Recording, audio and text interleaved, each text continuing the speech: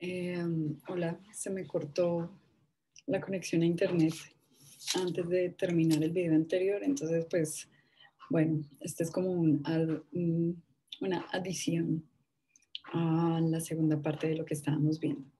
Entonces lo que quería mostrarles es como digamos, un esbozo de cómo podríamos calcular series de Erhard y obtener algunos de los resultados del teorema que dimos. Entonces, pues para esto necesito un poquito de notación. Entonces, dados B1, BN, NRD. Voy a definir el cono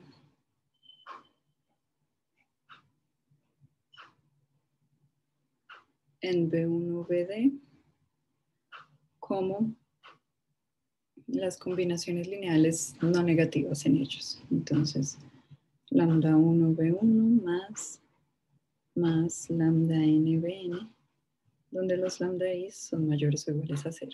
Esa es mi única restricción.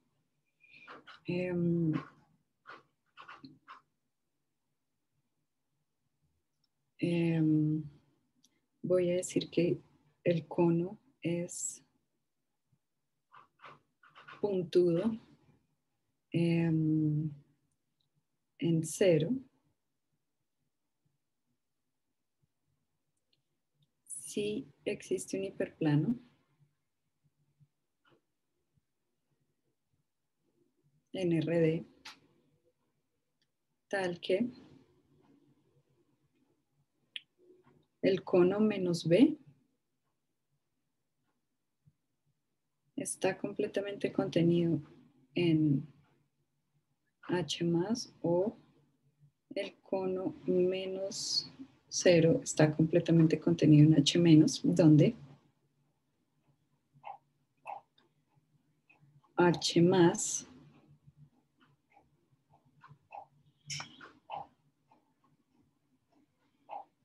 es algo de la forma alfa.x mayor o igual que B y H menos es de la forma alfa.x menor o igual que B si H está dado por alfa.x igual a B. Entonces es básicamente cada uno de los semiespacios definidos.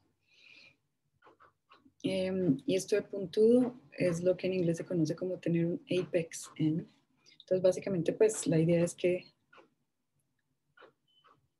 este es mi cono, digamos, y este es como su apex. Y acá estamos considerando aquellos que tienen que son puntudos en el origen. Y lo que me dice esta condición es que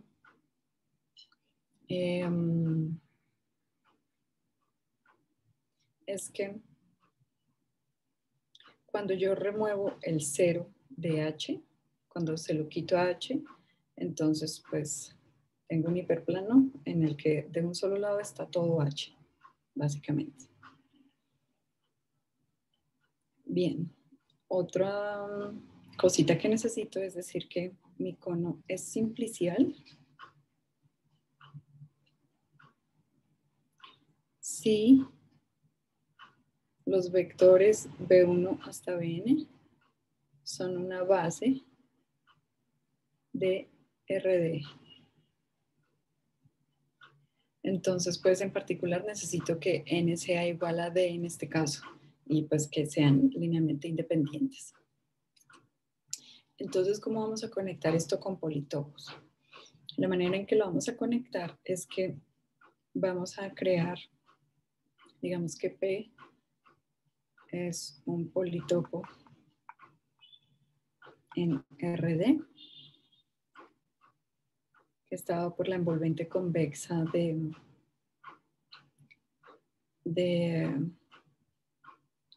n puntos. Entonces, el cono sobre P es el cono en RD más 1. Básicamente lo que hago es tomar cada vértice de P y levantarlo en el nivel 1 de la extra coordenada. Entonces este es un cono en R a la D más 1. Y entonces para nosotros va a ser más fácil contar puntos enteros en el cono de P que en P mismo.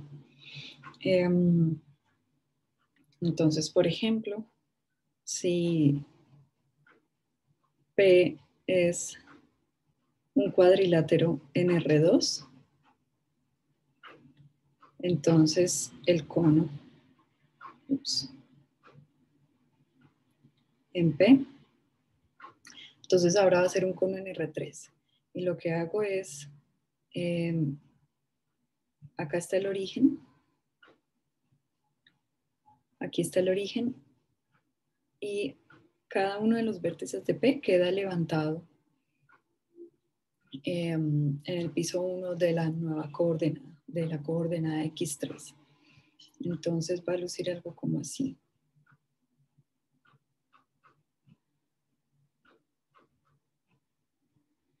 Entonces aquí está P, y P está contenido en el hiperplano ZD más 1 igual a 1.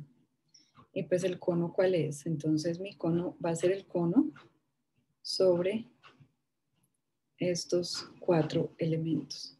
Entonces básicamente tomo esto, esto, esto, esto y todo lo que está ahí adentro. Y en particular, pues, si considero ahora el plano ZD más 1 igual a 2, eso lo que contiene es esto.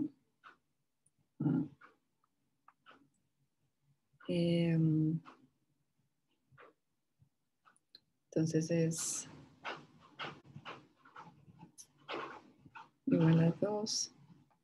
Voy a tal vez a mejorar mi dibujito. Entonces aquí tengo P. Aquí tengo el cono.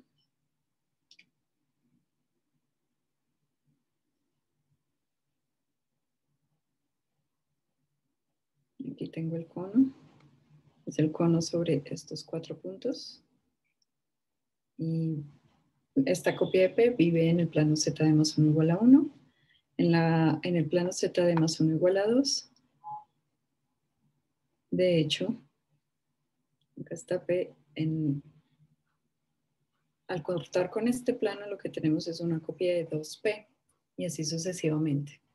Entonces, si sabemos contar puntos enteros en este cono, sabemos contar puntos enteros en P. Y ¿cómo vamos a hacer esto? Pues algo que es muy común en combinatoria algebraica en particular es si quiero contar algo, hacer ese conteo fino.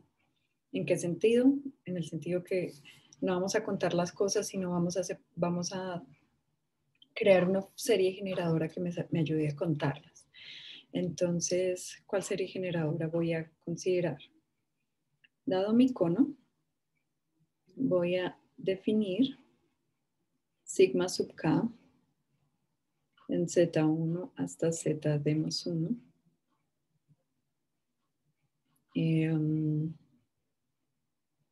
¿Cómo? Entonces esta va a ser la serie que cada uno de los puntos en K con coordenadas enteras me lo va a tener en cuenta. Entonces voy a hacer una suma sobre este conjunto de puntos y la manera en que me lo va a tener en cuenta es a través de un monomio.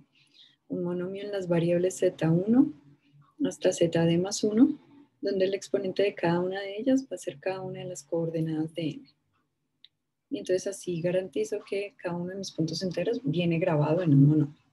Esto parece muy complicado porque es una serie infinita, pero de hecho es bastante útil. Entonces, por ejemplo, si digamos K es el cono en R2 dado por 2, 1 y menos 1, 2,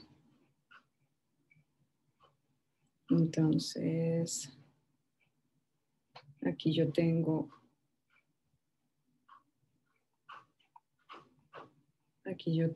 mis puntos enteros.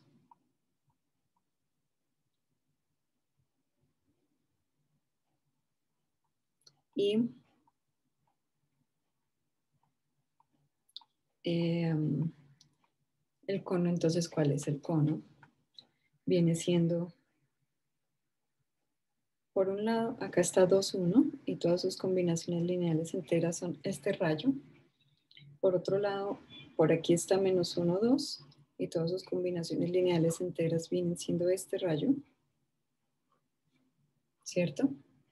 Y lo que voy a hacer es, si consideráramos el paralelogramo formado por 2, 1 y 1, 2, el paralelogramo formado por 2, 1 y 1, 2 viene siendo, acá está 2, 1, acá está 1, 2 y este vendría siendo el paralelogramo. Pero lo que voy a hacer es considerar lo que se conoce como el paralelepípedo PICAM, que lo denominamos el paralelepípedo fundamental. ¿Y esto qué es? Esto es, en este caso este es B1, este es B2, y lo que hago es prácticamente todo el paralelogramo formado por ellos dos, en este caso, o por n de ellos en general, excepto que le quito un pedazo de la frontera. O sea, voy a dejar que los lambda is oscilen entre 0, incluyendo, y estrictamente menor que 1. Lo que eso quiere decir es que esto no está incluido. Ni esto, ni esto. Entonces me queda faltando esto y esto. Pero entonces, ¿qué pasa? Con el paralelepípedo fundamental, todo el cono yo lo puedo cubrir. Entonces, ¿cómo lo puedo cubrir? Poniendo copias de él. Entonces, este es como mi primer copia o mi copia fundamental, digamos, del paralelepípedo. Y ahora, si yo considero, si yo lo desplazo aquí, me queda esta copia de aquí. Ups. Así. Pero entonces sin estos bordecitos. Si lo desplazo aquí una vez más, me queda algo así. Y así sucesivamente yo puedo teselar o cubrir todo mi cono con traslaciones de esto. ¿Y qué pasa? Que cada uno de los puntos reticulares en mi cono, cada uno de ellos vive en exactamente una copia del paralelepípedo. Es decir, si yo logro contar los puntos enteros en el paralelepípedo fundamental, lo único que tengo que hacer es considerar todos sus desplazamientos y eso me cuenta todos los puntos reticulares.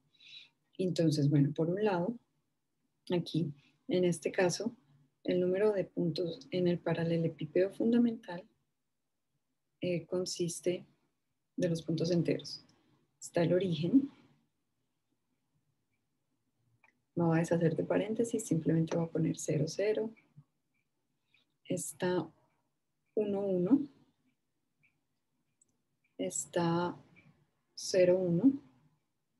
Está 2, 1. Perdón, 1, 2. Y está 0, 2. Y esos son todos. ¿Y que cómo obtengo los demás? Los demás los obtengo vía traslación. Entonces, ¿eso qué quiere decir? Eso quiere decir que esta serie de aquí, ¿cómo la voy a poder escribir? Entonces, dense cuenta, por ejemplo, que este punto de aquí es simplemente una copia de este punto. Es una copia de este punto. Este de aquí es la traslación de este de aquí es la traslación de este de aquí es la traslación de este. ¿Y cómo cuento cada una de esas traslaciones? Cada una de esas traslaciones simplemente las cuento con ayuda de los vectores iniciales. Entonces,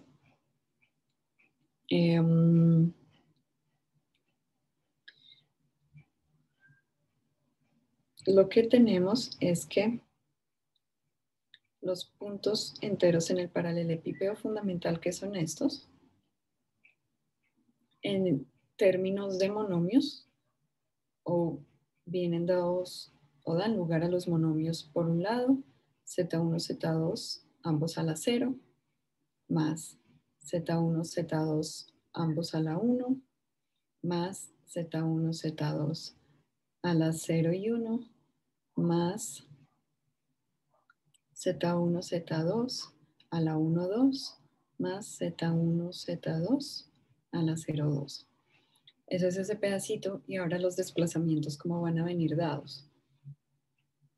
Los desplazamientos entonces van a corresponder por un lado, o van a ser, digamos, combinaciones lineales que obtengo con este de aquí y este de acá. Entonces, por ejemplo, este de acá, yo lo obtengo, este de aquí yo lo obtengo, o tal vez este de aquí, es 0, 0, o sea, es la copia del punto reticular 0, 0 en el paralelepípedo fundamental, sumado con 2,1.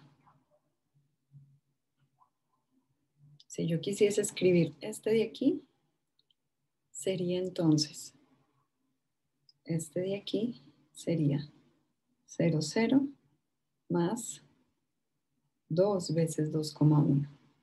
Y así sucesivamente. Entonces, para obtener todos los demás, lo que vamos a hacer es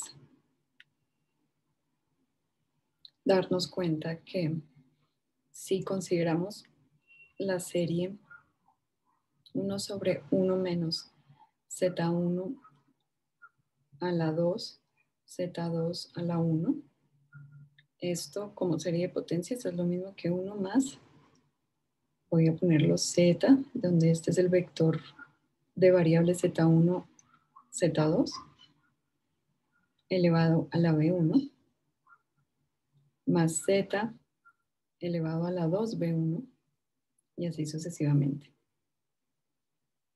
O sea, esto es de la forma 1 más Z1 a la 2, Z2 a la 1, más Z1 a la 4, Z2 a la 2 y así. Y lo mismo hago con el segundo. Entonces, sigma K en Z va a venir dado, en principio podríamos decir como 1 menos Z a la B1. Esta serie generadora me obtiene todos estos. ¿Sí? Por otro lado, 1 sobre 1 menos Z a la B2 me obtiene todos los correspondientes o todos los que están sobre la dirección, sobre el rayo en B2, todos los puntos reticulares sobre el rayo de B2. Entonces, si considerara solo eso, solo estaría tomando los que quedan en este rayo y los que quedan en este rayo. Pero quiero todos los demás y todos los demás pues los obtengo con los desplazamientos que ya mencionamos, es decir, multiplicando cada uno de los monomios que obtengo tanto en este primer pedazo correspondiente a B1 como en la serie generadora correspondiente a B2 con sigma sub pi k.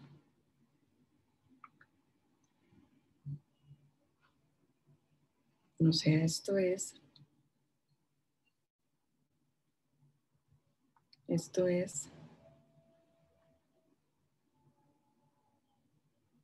1 más Z1, Z2 más Z2 más Z1, Z2 al cuadrado más Z2 al cuadrado. Y cada uno de los monomios que tengo aquí es exactamente un punto entero acá.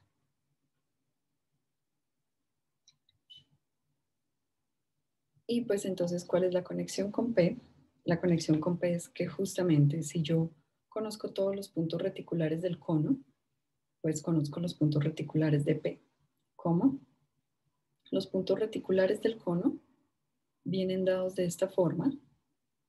¿Y cómo recupero aquí los puntos reticulares en cada dilatación de P?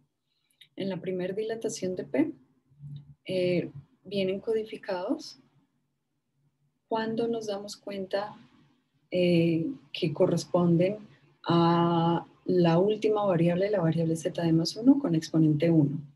En la segunda dilatación obtenemos los puntos reticulares de P a través de sigma k cuando separamos los monomios que tienen como exponente en z de más 1 igual a 2 y así sucesivamente. Es decir que si K es el cono de P, entonces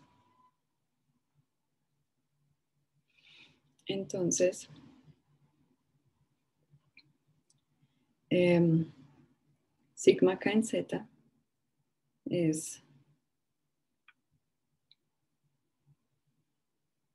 como K es el cono de P, K tiene, digamos, vértice en el origen y el origen contribuye justamente al monomio 1. Entonces esto arranca en 1, luego sigue las cosas en la serie cuya última coordenada tiene exponente 1. Y lo que lo acompaña es justamente los puntos reticulares en P, en las demás variables. Luego viene, o dicho de otra forma, esto es lo mismo que 1 más la suma Z1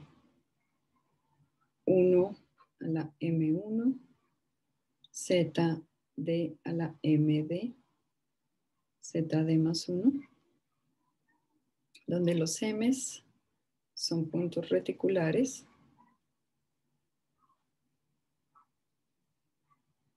en el cono y su última entrada es 1.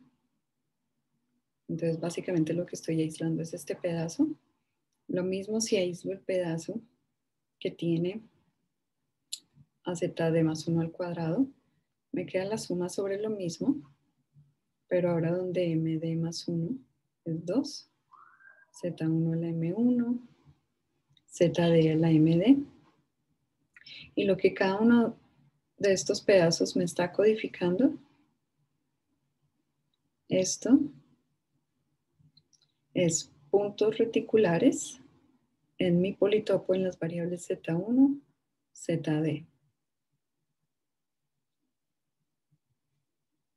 Este de aquí. Este de aquí, al cortar con el hiperplano ZD más 1 igual a 2, estoy codificando puntos reticulares, no de P, sino de su segunda dilatación. Y así sucesivamente. Entonces esto quiere decir que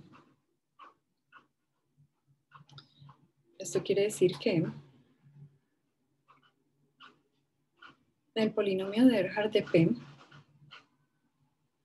en T, es decir, el número de puntos reticulares en la T dilatación, viene dado o viene codificado en Z, en sigma sub TP, pero entonces evaluando ahora cada variable en 1, porque yo quiero el número de ellos. No quiero que me los exhiba completamente, sino solo quiero el número de ellos. Así, sigma K, evaluando las primeras variables en 1 y llamando a la última Z, es 1 más LP LP1 Z más LP2 Z cuadrado más, y así sucesivamente. O sea, esto me da la serie de Erhard.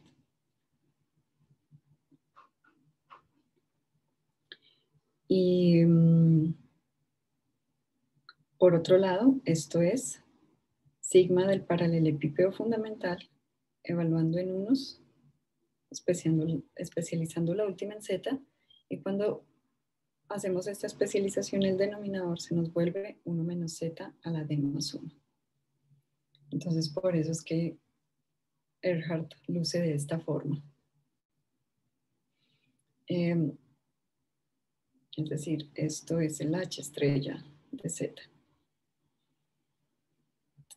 Y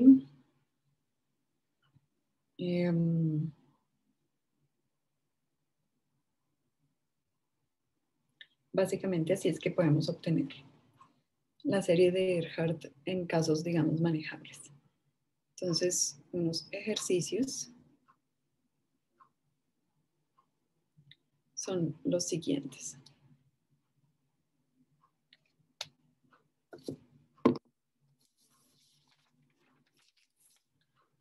Entonces, el primero va a ser calcular el EPT para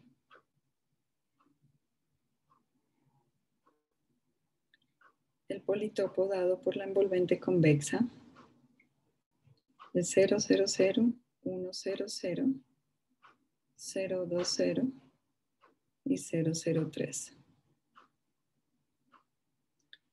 Entonces, hint, pueden usar el cono sobre P o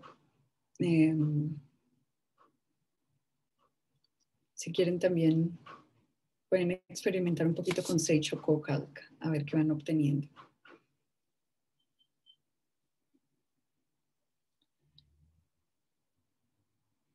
Y de hecho, algo que tal vez les puede ser útil es que, pues si escribimos H como H0 más H1Z más HDZ a la D, entonces pues aquí obtenemos una descripción de estos HIs, porque ¿qué vendría siendo cada uno de estos coeficientes? Cada uno de estos coeficientes es el que acompaña Z. HI es el coeficiente de Z a la I. Y el coeficiente de Z a la I, ¿qué es aquí? Cuando nos paramos en el nivel I, el coeficiente de Z a la I cuenta puntos reticulares donde la última variable es I. Es decir, aquí esto cuenta puntos enteros o reticulares del paralelepípedo fundamental donde la última entrada es I. Y esa es otra razón por la cual esos HIs no son no negativos. Entonces, con esta interpretación de los HIs, eso también les puede ayudar para calcular esto. Ese es un ejercicio. Un segundo ejercicio es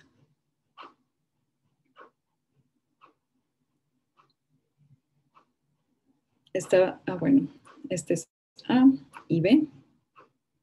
El hipersimplex KD, que lo pueden pensar como en su H de descripción dado por, básicamente toman los puntos en el cubo unitario que viven en el hiperplano x1 más igual a k. Entonces, y de 1 hasta d. El segundo ejercicio es probar que el número de formas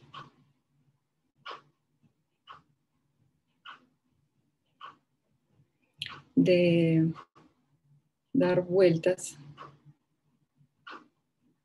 de 10,000 pesos, o digamos de 10 pesos como para que no sea grande, usando billetes o monedas de 5, 2 y 1 peso, es el coeficiente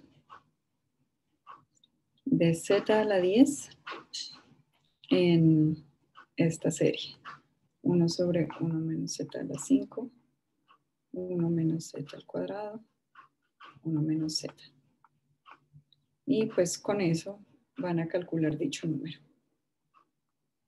Y eso tal vez les da un poquito más de, digamos, les ayuda a manipular un poco más estas series de potencias.